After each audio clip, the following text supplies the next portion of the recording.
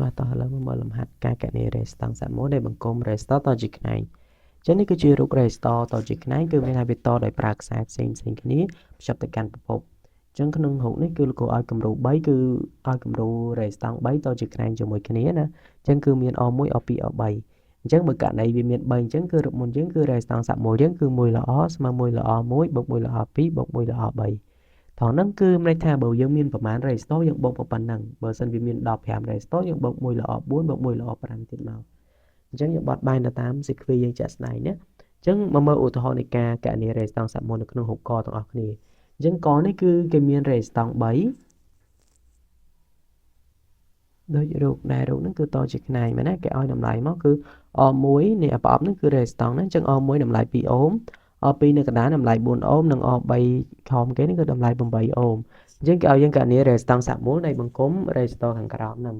អញ្ចឹងយើងបានស្គាល់ថាវាគឺជាបង្គំតជាខ្នែងហើយអញ្ចឹងយើងផ្ដើមធ្វើការដាក់រូបមន្តចូលអញ្ចឹងតាមរូបមន្តដូចខាងយើងនិយាយខាងលើមិនអញ្ចឹងគឺ1លើ O ស្មើ1លើ O1 បូក1លើ O2 បូក1លើ O3 អញ្ចឹងត្រង់ហ្នឹងយើងឃើញថាដោយតម្លៃ O ទាំង3យើងមានហើយគឺ O1 ស្មើ2អូម O2 ស្មើ4អូមក៏ដូចជា O3 មានតម្លៃស្មើនឹង8អូម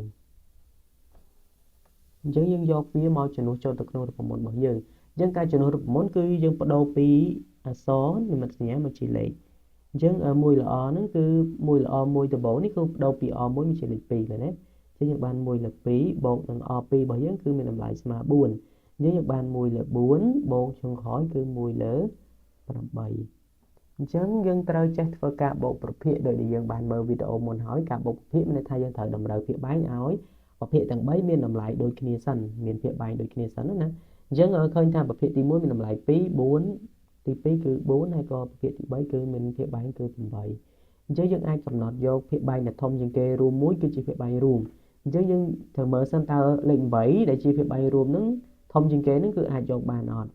អញ្ចឹងគឺវាអាចយកបានមែនទេដោយសារ2យើងអាចគុណចេញ8 4ក៏អាចគុណចេញ8ដែរអញ្ចឹងភាគបែងដែលយើងគួរតែយកគឺភាគបែងរួមស្មើនឹង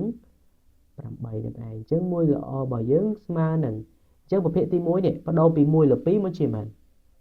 មកជាយើងដោយសារយើងចង់បដូរពីលេខ2មកជាលេខ8អញ្ចឹងត្រូវគុណនឹង4เนาะអញ្ចឹង2គុណនឹង4ហើយអញ្ចឹងភាគយកយើងក៏គុណនឹង4ដែរប្រភេទទី2វិញគឺម៉ានលេខ4អញ្ចឹងលេខ4មានថាទៅគុណនឹងម៉ានគុណនឹង2ទៅចេញ8អញ្ចឹងខាងលើ1គុណនឹង2ដែរនឹងចឹងក្រោយប្រភេទទី3គឺ8ស្រាប់យើងបាច់គុណអីវាទេដាក់នៅតែអញ្ចឹងទៅអញ្ចឹងយើងអាចទទួលបានតម្លៃយើងគឺ1លើ r របស់យើងគឺស្មើនឹងគឺគុណបាន8លើសំដៅ4លើ8បូកនឹង2លើ8អញ្ចឹងក្រោយប្រភេទទី3គឺ1លើ8អញ្ចឹងបូកចូលគ្នាទៅឃើញ4បូក2 6 6បូក1 7អញ្ចឹងយើងឃើញ7លើ8ដោយសារក្បួននៃការគណនាគឺយើងត្រូវយកភាគយកបូកភាគយកភាគបែងរក្សាទុកនៅដដែលកាលណាភាគបែងមានតម្លៃដូចគ្នាហើយប៉ុន្តែដោយសារតែរូបមន្តយើងគឺយើងចង់រក r មិនចង់រក1លើ r ទេអញ្ចឹងយើងត្រូវត្រឡប់ដើម្បីរក r យើងគុណខ្វែងមកយើងបាន r របស់យើងគឺលោកគ្រូអាចបរិយា input យើងក្នុងការត្រឡប់យកតែម្ដងគឺលោកគ្រូទាញ r ឡើងទៅលើទាញ1ចូលមកក្រោមអញ្ចឹងអានេះក៏អញ្ចឹងដែរលោកគ្រូកាលណាលោកគ្រូទាញ r ឡើងទៅលើអញ្ចឹងលេខ8ឡើងទៅលើដែរអញ្ចឹងខ្លះជាបាន8លើ7វិញដូច្នេះចំណោយយើងគឺ8លើ7អូមគឺកាលណាលោកគ្រូទាញ r ឡើងទៅលើលេខ1ចូលមកក្រោមអញ្ចឹងលេខ8ឡើងទៅលើលេខ7ចូលមកក្រោមវិញអញ្ចឹងទៅអញ្ចឹងនេះគឺជាករណីនៅពេលដែលគេឲ្យនៅ resistance 3ទៅជាផ្នែកមួយគ្នាយកបូកអញ្ចឹងទីខហ្នឹងគឺគេឲ្យមកនៅ resistance ដែលលើកនេះគឺគេឲ្យតែ2ទេហើយគេឲ្យរក resistance សាក់មួយនៃបង្គំរបស់យើងទៀតហើយយើងមើលទៅលើបង្គំទៅយើងឃើញថា resistance របស់យើងត្រូវបានតដោយប្រើខ្សែផ្សេងគ្នាមួយលើមួយក្រោមអញ្ចឹងបញ្ជាក់ថាវាជាបង្គំតជាខ្នែងអញ្ចឹងយើងស្គាល់រូបមន្តតជាខ្នែងគឺយើងបូកជាទម្រង់ប្រភាគ1លើ r ស្មើ1លើ r 1បូក1លើ r 2ដោយសារវាមានតែ2 resistance អញ្ចឹងយើងបូកតែ2នឹងមកដែរមិនដាក់បូកដល់អីផ្សេងទេអញ្ចឹងដាក់ដោយមកដោយសារតែ2នេះយើងបានដឹងហើយគឺ r1 ស្មើនឹង6អូម r2 ស្មើនឹង8អូមដោយដែលរូបគេឲ្យនេះយើងជំនួសលេខចូលទៅយើងបាន1លើ r ស្មើអញ្ចឹង1លើ r1 គឺ1លើ6បូក1លើ r2 មានន័យថា1លើ8 ចឹងការកំណត់យកភាព3រួមយើងអាចធ្វើការកំណត់ឲ្យលោកគ្រូប្រាប់ដឹកមុនណាគឺយើងហៅណាធំជាងគេអញ្ចឹងភាព3ធំជាងគេគឺ8មែនអត់យើងសូត្រមក8 2ដង16អញ្ចឹង6គុណចេញ16អត់គឺអត់ទេអញ្ចឹងឡើងទៅមួយលេខទៀត8 3ដង24អញ្ចឹង24យើងឃើញថា6អាចគុណចេញ24បានអញ្ចឹងយកភាព3រួមគឺ24នឹងឯង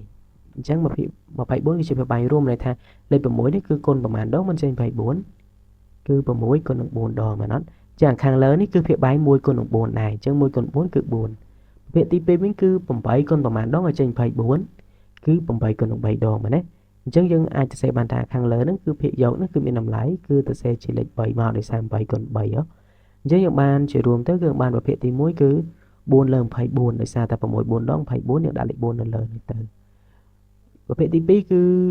1លើ8បដូរមកជា3លើ24ដោយសារតែយើងបដូរពី8មកជា24គឺគុណនឹង3ចុះពាក្យយកយើងគុណនឹង3ដែរយើងអាចបូកបានណាមែនទេឥឡូវគឺយើងបាន24រក្សាទុកនៅដដែលដែលឯភាគយកបូកចូលគ្នាឃើញ7ប៉ុន្តែអត់ទាន់ចប់ទេដោយសារតែយើងត្រូវការចម្រាស់ហៅ r បន្តទៀតអញ្ចឹងការហៅ r មានន័យថាយើងទាញ24ឡើងទៅលើទី7ចូលមកខំវិញអញ្ចឹងចែកមកឃើញរេស្តង់សមូល r នេះគឺជាចម្លើយនៃការកណនីរេស្តង់សមូលដែលបង្កប់តជាផ្នែកមានចង្អុលខមមិនខាងខំបាន